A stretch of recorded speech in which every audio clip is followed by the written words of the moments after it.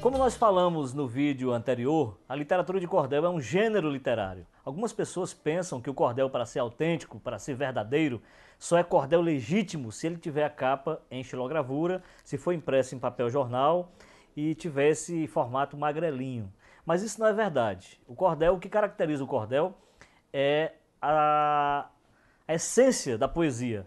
É justamente a métrica, a rima e a oração que são as regras básicas do cordel que dão esse aspecto. O cordel é essencialmente poesia popular narrativa impressa. Então o que menos importa é o suporte na qual ele está impresso. A verdade é que ele precisa obedecer a essas regras, a esses critérios que eu vou explicar aqui para vocês. Antigamente, os folhetos de cordel traziam geralmente fotos de artistas de cinema. A xilogravura só passou a ser utilizada em larga escala a partir de 1940, 1950, quando José Bernardo da Silva se estabeleceu com a tipografia Lira Nordestina no Juazeiro do Norte. Chamava-se inicialmente Tipografia São Francisco. Após a morte de Zé Bernardo, o Patativa do Assaré rebatizou a gráfica com o nome de Lira Nordestina. Então, a gente via muito na época esses folhetos com capa de artistas de cinema, cartões postais, enfim, tinha sempre essa característica que vocês estão vendo aqui. A partir da década de 50, Mestre Nosa, Damásio Paulo, Valderedo e outros mestres da gravura passaram a publicar folhetos com a capa mais ou menos assim, com essas gravuras toscas talhadas na madeira. Eu vou dar um exemplo mais direto, mais concreto do que é xilogravura.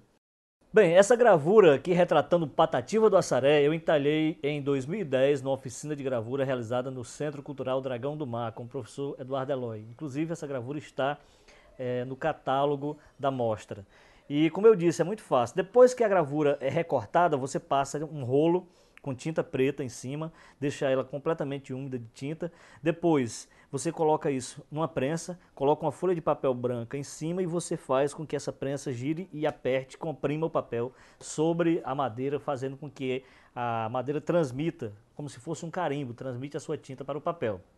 Outra metodologia que se utiliza você pode usar também uma colher de pau. Você pega a gravura, coloca aqui, depois coloca a folha branca em cima e passa a colher de pau, fricciona a colher de pau em cima da folha, certo? De modo que a tinta venha a aderir na superfície do papel, transferindo para o papel a gravura que está aqui. Logicamente que quando passa para o papel ela fica em sentido contrário, né?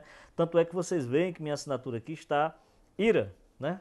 E quando ela faz o inverso fica justamente Ari.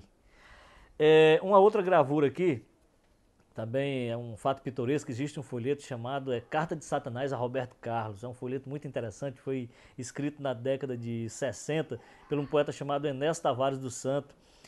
E justamente eu fiz essa gravura inspirada nesse folheto, Carta de Satanás a Roberto Carlos, porque Roberto Carlos fez uma música, um grande sucesso, um grande hit dos anos 60, Quero que tudo mais vá para o inferno. E o diabo, vendo que ia chegar gente demais por lá, que ia haver uma superpopulação lá nas profundas infernais, mandou essa carta a Roberto pedindo para ele parar de cantar a canção. Tanto é que nunca mais ele cantou. Hoje em dia o Roberto se recusa a gravar essa canção.